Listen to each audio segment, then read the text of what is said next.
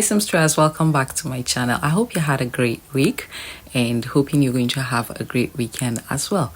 In today's video, we're going to be learning style analysis, which is crucial in your journey as a seamstress. These are the styles we shall be analyzing today. If you're new to the channel, kindly click on the subscribe button. There are videos in this channel that can help you with your sewing career. Without so much talk, let's dive into it. We're going to start off with this skirt. Looking at it, one would wonder how it was cut if you are new into sewing or fashion and designing generally. To analyze it, let's use geometry, a triangle. Looking at this triangle, it gives us an idea that this skirt was cut in a flare form. Now it is left for you to decide whether it is a 360 flare, a 720 flare, or even more than that.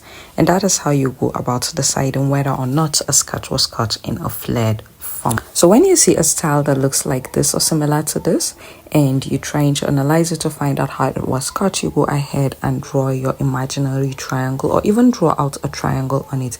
If it gives you a perfect triangle, it means that it was cut in a flare format. The next style we shall be analyzing is this one. Take a look at it very well. It is different from the one we just finished analyzing, which is a flared skirt.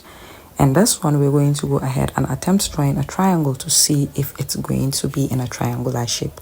If it doesn't work as a triangle, it means it wasn't cut as a flare. We will then attempt other geometric shapes to see exactly what we're going to have and determine what we're working with. So here it is. I have attempted drawing a triangle and this is what I have. And frankly, it's not given. Compared to the previous sketch where it was a perfect triangle, this is not given. So I'm just going to go ahead and try another geometric shape, which is cylinder. Let's see what it will give us, or a rectangle turned upside down. Look at this. It is a rectangle and my God, the way it fits perfectly into the box. This goes to show that this skirt was not cut in a flared format, but in a different format. Now we're going to move ahead to decide how it was cut. Looking at it, I would say that after the style line was drawn and the upper body separated from the lower bodies, the dress was cut in a slash and spread format. That is the lower part. This is to create the gathers at the lower part. So it was spread straight on a straight line. That's the hem was on a straight line because the upper part of the skirt has a curve. So the skirt at the lower bottom was spread after being slashed to create the gathers at the upper part of the skirt. Subsequently, a gathers was created and attached to the upper part of the dress. So we can conclude that this was made using a slash and spread method to create gathers. I hope we're making sense and I hope you're understanding. The next styles we shall be analyzing are these two styles. They are both asymmetric blouses. Looking at them, you realize that what you have on the one side is not exactly what you have on the other side. This makes them asymmetric. I would go ahead and highlight the differences between what is on the left and what is on the right. Sit tight. Starting off with this style, you'd realize that the part where I have marked has a full shoulder that starts off from around the neck area. And apart from that, you realize that the sleeve is also starting from the shoulder. That is the shoulder of the wearer.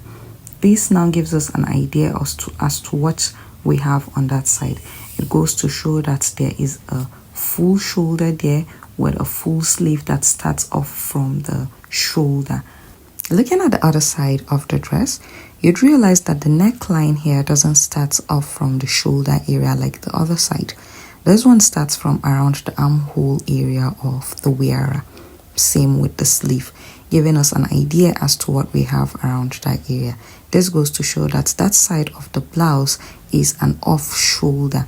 That is, it was cut in an off shoulder format where the sleeve and the neckline doesn't start off from the shoulder but starts from somewhere below the shoulder, or you may even say around the armpit area of the wearer. Another important aspect to look at on this blouse is the neckline. You'd realize that one part of the neckline started off from the shoulder, the other started from the armpit area. Another thing again to look at is the hem of the blouse. Finally, on the style, we're going to look at the dart. We're going to find out what type of dart was used to create the style. If you look around the part that is marked, you realize that there's a dart that starts off from the armhole area of the blouse, which goes to show that it was created using a princess dart. And finally, the style. I'm not going to do the analysis. I'm going to leave you to do it yourself. Go ahead and drop your analysis in the comment section. I'll be reading and we'll do it together. Where you miss something, I'm going to point it out to you. Thanks for being a part of this class.